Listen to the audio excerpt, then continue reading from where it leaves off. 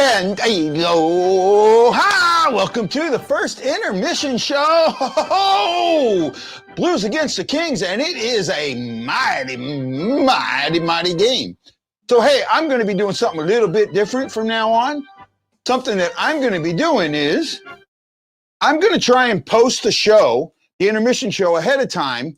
So when you see it in the group, if you want to ask a question, you can post that question, and I'll get them as soon as the show comes up. So there's no dead space, no dead time. Hey, this is Guy, the Hawaii Blues fan, and this is the intermission show. Please throw them thumbs in the air, give me your likes, and show me that you care.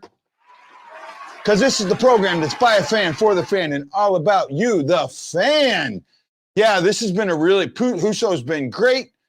Shockley been really good. Hey, Hefner, guess what? You forgot to enter your pick in the last game. Shame on you.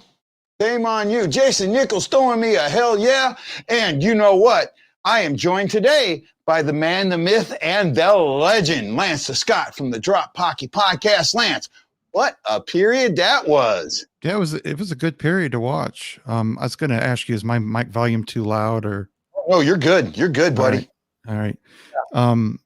I thought it was really, really good. Overall, they played good defensively. Husso had to make one or two, harder than normal saves, but they played well in front of him. I think that's the best they've played in front of him since that 2-1 game that they lost. I think it was against the Kings.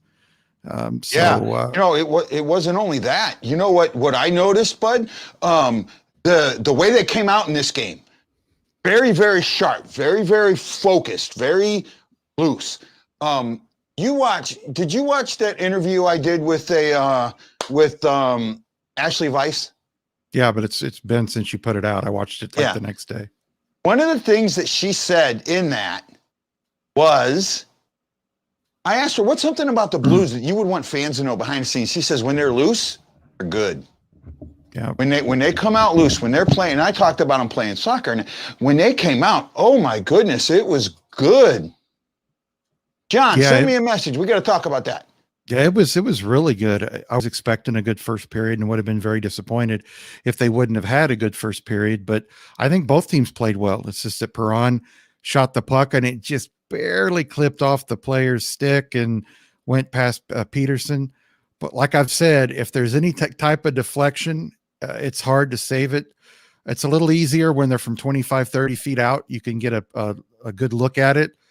But sometimes even when they're that far and out, when you've got people in front of you, it's hard to see. Oh, yeah. Hey, John, what I'm talking about isn't today's game. It's the last game. I don't have your pick in. I didn't get your pick. Mike Dante says something to talk about. Why is it that the Blues are virtually unbeatable on the road, but at home they're atrocious? An explanation from both of you. Oh, good one. I'm going to let you start with this. Well, from being a hockey player, I will tell you that normally you press a little more at home. You really try a little harder more at home. Even if there's no fans in the stands, you tend to really try to make your game perfect. And I don't know why, it's just in your head. Plus, sometimes you feel a little too comfortable. You can be too loose. And both of those scenarios are bad. You don't want to be too loose, but yet you don't want to be pressing so hard to impress your home team, your home team fans. It's just one of those things. Some years we've seen the Blues be very good at home and terrible on the road, but it's just one of those things where some nights you're on and some players don't respond very well to being at home. And I think normally a good team that'll even itself out by the end of the year, but sometimes even good teams, you look at their record and they're much more above 500 on the road than they are at home, or vice versa. Yeah, and this is something Jason Nichols puts this up, COVID. And when I first got this question, I'm thinking, I really don't know. And then the more I thought about it, you know what? At home, you have distractions that you don't have on the road anymore. Mm-hmm. In normal years, you had your normal road distractions, right? Mm-hmm. You had your groupies, you had your fans, you had the stuff around the area, whatever. There were dinner with this guy, maybe your agent's on the road with. This year, they don't have that distraction. They have to stay in their hotel rooms after 10 o'clock at night. Mm-hmm. After the game, or when they go to the hotel room, they are allowed to go from their hotel room to a meeting room and that's it. Mm-hmm. And even then, that's been cut down some. Like they can only have a certain amount in that meeting room, in that leisure room, I guess you could call it, right? So when all they've got to do is play their video games, talk on the phone, or you know that, or the game. So their focus is a lot better. Hey, everybody, this is Guy, the Hawaii Blues fan. I'm with Lance the Scott of the Drop Podcast, and you are watching the Blue Note Fan Report on Facebook, YouTube, and Twitter. Don't forget to put your thumbs in the air. I appreciate all of you watching me. This is our intermission show. So that was a really good question, Mike. I appreciate that. Yeah, and I will tell you another thing, Guy, not just for on the road, but when you're home. You know, these guys have wives, fiancés, girlfriends. Their wives, fiancés, girlfriends, and kids, some of them had kids, are used to going out with dad on a night to go out to eat or go to Dave and Buster's or go somewhere like that. And they can't do that anymore. So that's a different dynamic. That causes stress at home. Your kids get stressed because they can't go play with their friends. Your wife, fiance, girlfriend gets stressed because she can't go out to dinner with her friends. She can't go out to dinner with you. There can be a lot more stresses at home. It can be a lot more stressful than it used to be. Yeah, and I mean, that's a good point. Roland Spinks is asking me, do we play Tarasenko next game or wait to play the Sharks? I'm still all for. I think that and I talked about it in the pregame, for the mental side of this, for the psychological side, play him. And I understand, trust me, I understand and I've seen, we put out an article, the Blue Note Fan Report, the St. Louis Fan Report put out an article about Tarasenko possibly coming back against the Kings. It's done really well, and there's been some really good comments, and a lot of them are just, don't want Tarasenko to play at all. I want him to play. I would rather have him play than sit out the year. I think him sitting out the year, that rust is going to be so much harder to get off coming into October of 21, 22 than it is get him in there now. And this team, I'm sorry, I still think that they're in the contender, not the pretender range. Yeah, I think with the talent they have, they should be in every game, every single night.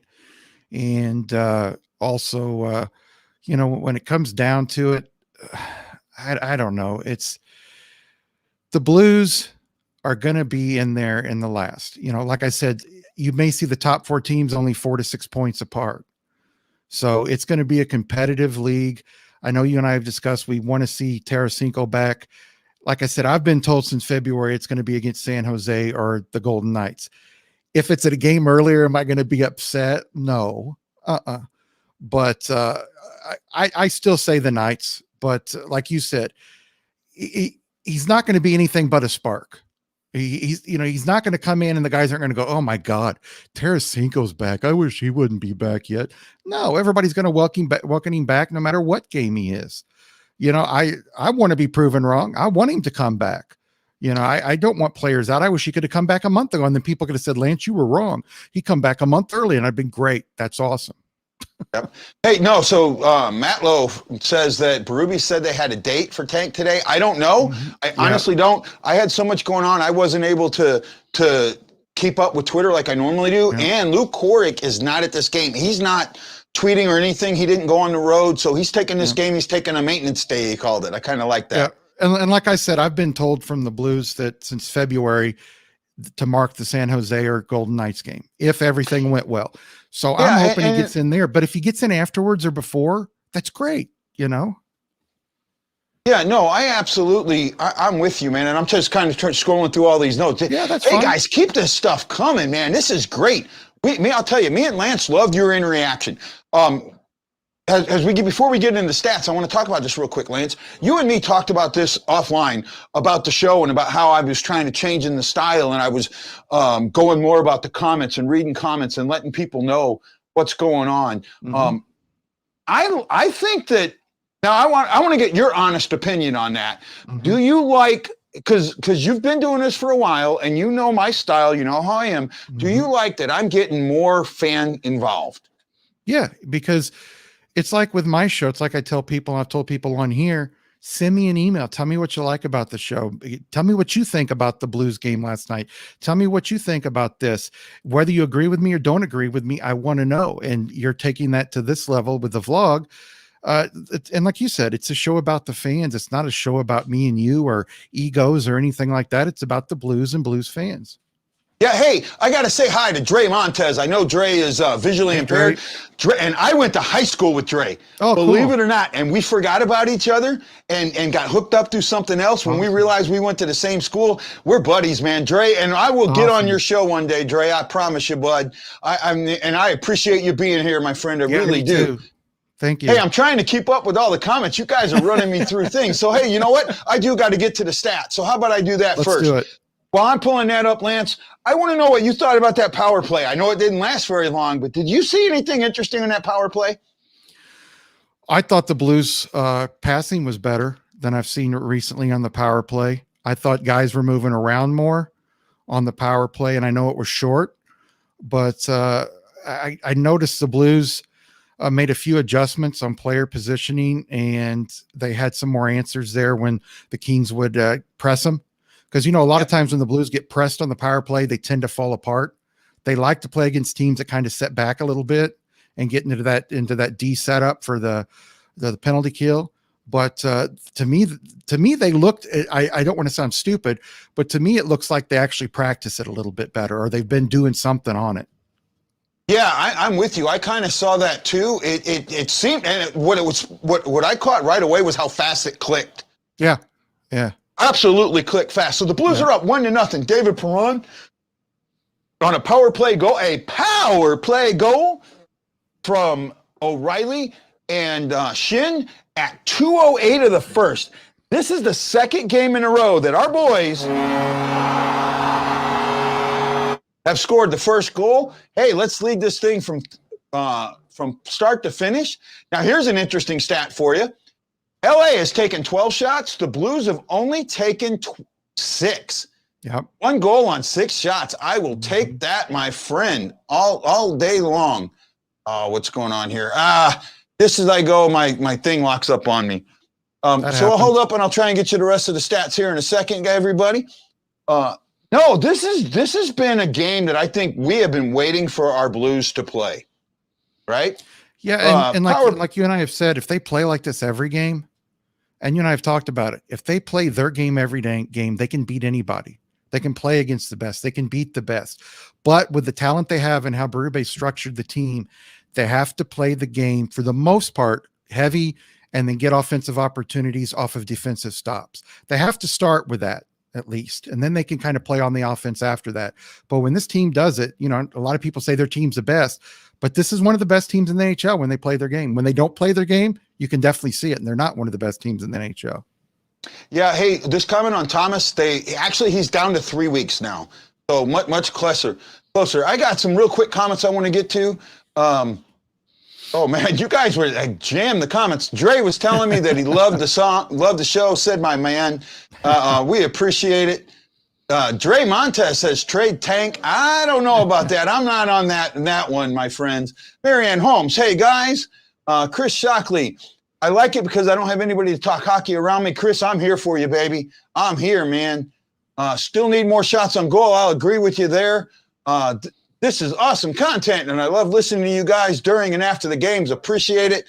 Dre saying that he loved the show. Jason Nichols wants Dre to friend request me. I'll do that. I think I am friend requested to you, Jason. If not, I'll double check it. Last game started like that. With the last game, they got some shots in, and they got some good stuff like that. Really impressive. Mary, actually, from what I'm hearing, it's not really his wrist. It's like right in here, this area. Yeah, it's right around the ball of your thumb. Wrist area that he got. He caught that. It's like he caught that puck right on the edge of that glove. Yeah. From what I caught here. And you know what, Guy? A lot of people don't know. Gloves in the NHL have gotten shorter. Like when I wore gloves to play, they went about down to here, and your hand was in here. So they've shortened them up to be more comfortable. So there's a space that's more open than used to be. So guys can get hit there. They talked about that. Darren Pang mentioned that, but Bernie Federico, the glove that he used to wear, because somebody got hit there this time. I didn't get to see who it was. So, hey, this is fun. I'm loving this, man. We had 25 to 30 people on this thing this time, and we're almost done with this one, Lance. Great, Lance. Great contact, man. Great content today. I really appreciate it. We didn't get to much of the stats. Block shots are 4-3. St. Louis leading that. Takeaways. LA's had 2, we've had none, no giveaways, and hits are only 5-2. This is a speedy game. What the Blues have done, instead of letting, trying to go after the Kings, they're taking the Kings game to them. I love it, love it, love it, love it. And I got to tell you, I know a lot of people are thinking to trade Tarasenko because of the possibility of him getting hurt again. And that's one reason why I don't say trading, because you're not going to get what he's worth. You will absolutely not get what he's worth. He's worth 2 to 3 first-round picks and a number 1 player right here, right now. That's what he's worth, and you're not going to get that. I think if the Blues want to trade him, do it next year or the year after that, and let him get into good start to the season. Then his value will go up. His value is nothing right now. You might get a prospect and a second rounder, but if he's playing well, and let's say next year has 18 goals in 28 games. And you think, okay, we're not going to be able to re-sign him in a couple of years. Let's see what we can get for him. I don't have a problem with it. Things move on, but looks like guys giving me the notice there. Let's get to the second period. Okay, second period's about to start. This is Guy, the Hawaii Blues fan, saying aloha, mahalo. I'll see you on the second intermission. Guys, enjoy the game. Lance, I will see you at the intermission. You'll get another one. I want to pay more attention to this period. Great. Aloha!